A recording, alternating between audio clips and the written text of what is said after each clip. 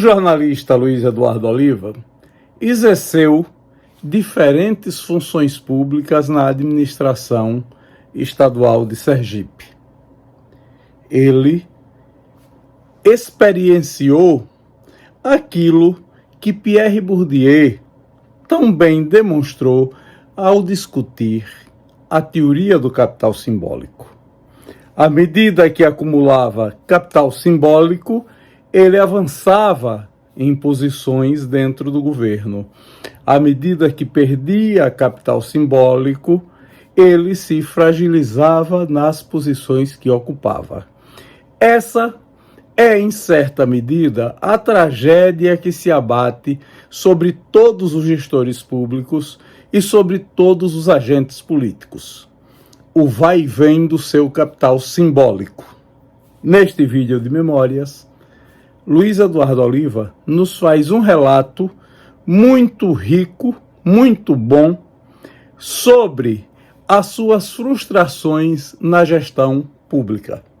Vamos acompanhar a narrativa de Luiz Eduardo Oliva. Morre Luiz Alberto, eu em São Paulo. Quando morreu, morreu Luiz Alberto. No sábado, eu já ia para pegar o voo. Eu cheguei, fui direto para o cemitério, eu acho. Porque Jackson me chamou e disse, olha, Valadares entregou os cargos. Estou tentando pelejar para Valadares voltar, que eu quero os votos dele. Jackson era candidato à reeleição. Ele estava fechando o mandato tampão dela. Tem 3 secretarias aí que eu lhe nomeio para uma delas. Quando ele disse como tem ou educação, ou esporte e lazer, ou justiça. Não, eram as 3 tinha uma outra que era as 3 secretarias de Belival, não sei se era 3. Eu me lembro dessas 2. Eu até disse aqui em casa, digo, você é doido pegar educação, porque você me toda escolha, eu vou querer educação. Eu disse assim. E aí parece que acabou numa coisa. Não, aí, como houve a pressão de Rogério, todo mundo em cima de Jackson, entendeu? Quando eles foram todos em cima de Jackson, porque Jackson sacaneou, quando eu viajei para São Paulo, que eu voltei, morreu Luiz Alberto. Aí eu disse, tá, eu não tenho dúvida que Jackson, para se livrar dessa pressão, eu me arrombei, porque ele vai me chamar para ser subsecretário para ter uma história. Não deu outra. Segundo o Nestor Amazonas, a culpa foi do anjo, o anjo celestial, o anjo da morte. Ele disse que o anjo da morte recebeu uma ordem. Pega o prontuário de Luiz da universidade e vai pegar e traga para a gente. O anjo pegou o prontuário e não leu. E disse, Luiz da universidade, o anjo era antigo, aí está em São Paulo. Correu para me pegar em São Paulo. Na madrugada, antes de Luiz Alberto morrer, na madrugada do dia seguinte, depois que eu vi no domingo, parece, eu passei mal a noite inteira. Passei mal. Não sei se por causa dessa pressão, minha pressão foi a 1000, eu medi a pressão não baixava, estava por 19, por 17, uma coisa assim. Eu aí liguei para Nestor Amazonas um dia amanhecendo. Nestor morava lá, Nestor pegou o carro dele para me pegar e levou para uma urgência. Segundo o Nestor, ali era o anjo da morte querendo me levar. Daqui a pouco o anjo da morte, epa, não é você não, é Luiz da universidade, mas é Luiz Alberto, não é Luiz Eduardo. Aí correu, veio aqui, pegou Luiz Alberto e me deixou vir. Era a história que Nestor contava. O que é fato é que Jackson me chama, me disse que eu disse, sim, agora eu perco o cargo. Luiz Alberto tinha 3 conselhos, parece. Certo? Não sei quem ninguém. Os conselhos dele, você me dá e disse, tá, fale com o Zezinho. Eu nem sabia que tinha um atalho do gabinete do governador para a Casa Civil. Você lembra aquele atalhozinho? É um atalho que ninguém percebe. Eu nem sabia. Ele disse, você pega por aqui, por essa porta aqui, e vai conversar com o Zezinho, porque já conversou comigo. Seu Zezinho Sobral pegou os cargos, os conselhos. Tá, Oliva, tudo bem. Quando eu vim, nomeou todo o assistente dele. E eu fiquei sem conselho, nem porra nenhuma, nem já se sustentou. Já Zezinho, depois, Zezinho na Casa Civil, eu fiquei lá. Zezinho chega, me sacaneou ali, né? Eu fui ser subsecretário lá. Quando Jackson chega e manda cortar aqueles cargos todinhos que tinha também dele. Mandou cortar, fez ainda antes dele tomar posse, você não sei se você se lembra, ele deu uma navalhada nos cargos todos, que muita gente que apoiou ele na eleição é uma besteira de Jackson. Dormiu no cargo no Natal, o Natal das pessoas foi a demissão daquele povo todinho. Você lembra disso? Isso tudo contribuiu lá adiante. Ouvindo o barulho dos assessores, sabe? Ele aí deu uma canetada já e cortou os cargos todinhos da Secretaria de Patrimônio Histórico. Eu aí mandei fechar as igrejas. Todas as igrejas de São Cristóvão. Você é doido? Eu não vou botar estagiário, não vou botar aqui, ou roubar um cálice daquele no museu de Assacra, vou roubar não sei o que, eu mandei fechar. Aí Zezinho me liga. A imprensa começou a bater. Zezinho me liga. Mas você é doido, você quer dar desgaste ao governo? Eu digo, você assume? Você assume, eu abro as igrejas. Puto, você assume? Aí assim, eu digo, me devolveram os carros. Belivaldo Jackson assume e não avisa, me demitiram sem me avisar, num diário oficial suplementar. Eu fiquei com o carro, perguntei a Belivaldo disse, não, aguarde aí até resolver o que a gente vai fazer. Eu precisava cumprir a massa falida, fiquei até que vem os desgastes, disseram que eu continuei com o carro, eu não recebi o salário, fui em março, devolvi o carro, quando eu descobri que eu já estava exonerado um mês sem receber o salário. Então foi isso que aconteceu. Eu fui em casa, fiquei um ano sem nada. Quando completa um ano da morte de Marcelo Deda, praticamente um ano da morte de Marcelo Deda, Deda morreu em 2013, 2014 e 2015, eu acho. 2015. Aí 2015 eu passei 2014 todo, tal, eu concluí, 2015 eu chego, ou foi no aniversário de Deda, ou foi no aniversário da morte, acho que foi no aniversário de Deda. Aí Jackson me encontra na igreja, Jesus ressuscitado. Me chamou e disse, rapaz, eu estou com uma dívida com você. Vá lá no palácio que eu quero conversar com você. E me convidou para eu ser presidente diretor da FAPTEC, diretor técnico da FAPTEC, que era um cargo vago. E eu aceitei. Era um cargo técnico que era interessante, lidar com bolsas, faltar um pouco a minha atividade acadêmica, sabe? Em razão daquilo, o salário era pouco. Aí ele me prometeu logo que modificaria, porque era uma autarquia simples para transformar numa autarquia especial. Era de 5 ia para 8 mil e tal. Eu disse, tá. Eu aceitei e estava vivendo de uns recursos que eu guardei, voltando à advocacia e tal, e fui para lá. Logo, os pastores chegam e, abençoados por Jackson, tomam a FAPTEC com uma situação brava, porque aquilo foi outra burrice de Jackson. Ele criou uma revolta da sociedade acadêmica inteira. Quer dizer, há uma sucessão. Claro, eu estou falando com o secretário de Jackson, que foi muito prestigiado, que é o caso de você, mas a gente está numa conversa franca, né? Então, houve uma sucessão de erros, eu não sei se você tinha colocado de Jackson, estou dizendo da área que eu percebi outros.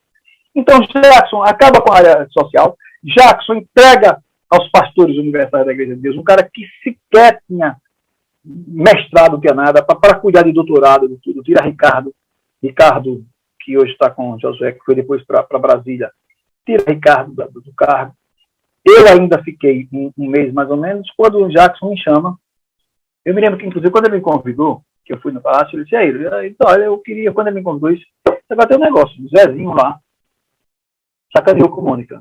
Mônica tinha um cargo, isso eu não posso pegar. Jackson pegou o telefone e disse, ô Zezinho, você quer ser prefeito de Aracaju, rapaz? Me dando mal com o povo, você tirou o cargo de Mônica, mulher de Oliva, foi, e mandou ela para lá, para a saída da cidade. Alzinho, devolva o cargo, devolva, tá? Olha, a Oliva vai me dizer, viu? Acho que o Zezinho não gosta de mim por isso. Ele aí mandou devolver o cargo. Eu vou para a secretaria e aí, logo Jackson me chama, não aumentou o cargo, me chamou e disse, olha, os pastores, você sabe como é a questão política, eu digo, Jackson, eu tinha dito a Jackson, inclusive, eu tinha dito a ele. Eu não chamava nem de governador há muito tempo, né, Jackson? Uma época eu disse, faça o que tem em São Paulo, bote mandato, essa área acadêmica, você botando o mandato protege contra as injunções políticas, sabe? Você tem áreas, uma área dessa, se você fizer um mandato, como são as agências, você vai entregar somente a área acadêmica, você vai ficar bem com a área acadêmica. Eu vou fazer isso, nunca fiz. Os pastores chegaram, tinham esse cargo, pegaram o ITPS, e porque eles pegaram a secretaria aquela coisa de Salmin, que o TPS, essa área toda é ligada. A FAPTEC deveria ser ligada à educação, e não a coisa bolsa, às vezes deveria ter ligado a você, sabe? Porque tem uma visão técnica diferente, não, era ligada a desenvolvimento, a comércio e coisa. Então ele aí entrega essa área aos pastores, que foram cortês comigo, inegavelmente, o presidente. Quem substituiu foi o menino que morreu de Covid agora, há pouco tempo, como é que era o dono da Pepperoni, bem jovem, morreu de Covid. Aquele outro menino que também ocupou um cargo que teve reuniões comigo, que era um professor de português, que virou uma fã terrível, chegou a ser candidato e depois sumiu, nunca mais vi ideia do mundo desse menino. E aí, Jackson me chama, de gabinete. Oliver, vou entregar o cargo, etc. Você vai lá, já tem um cargo que vai assumir, que era esse rapaz, o seu virá depois e eu tenho uma proposta para você. Eu disse, o que é? Você não topa ser presidente da Fundação APRP? E eu disse, rapaz, topo não. Me desculpe, mas Fundação APRP, eu ganhava a diferença entre o cargo que eu ocupava e presidente da Fundação APRP era R$1.000. Para voltar a ser ordenador de despesa. Para ter toda aquela questão por R$1.000. E, naturalmente, tinha a pompa e a circunstância de ser do cargo. Talvez eu pudesse ter aceitado, mas eu já estava cansado, já não tinha já fui muito cargo. E eu aí disse, rapaz, eu não gostaria. Eu disse a ele, disse, ó, eu não gostaria não. Agora, se não tiver outro jeito, eu aceito. Mas eu não gostaria. Ainda disse a ele assim, para não dizer não, que a gente nunca deve dizer não, que a nenhum governador que é lesa, como é que é? De lesa majestade, é crime de lesa majestade, né? O lesa excelência. E eu disse, não, porque se eu dissesse na hora, ele tinha já, eu não dei uma resposta positiva, mas disse a ele que era condicional. Ele, então, depois ele nomeia Givaldo Ricardo e me pergunta se eu aceitava ser presidente.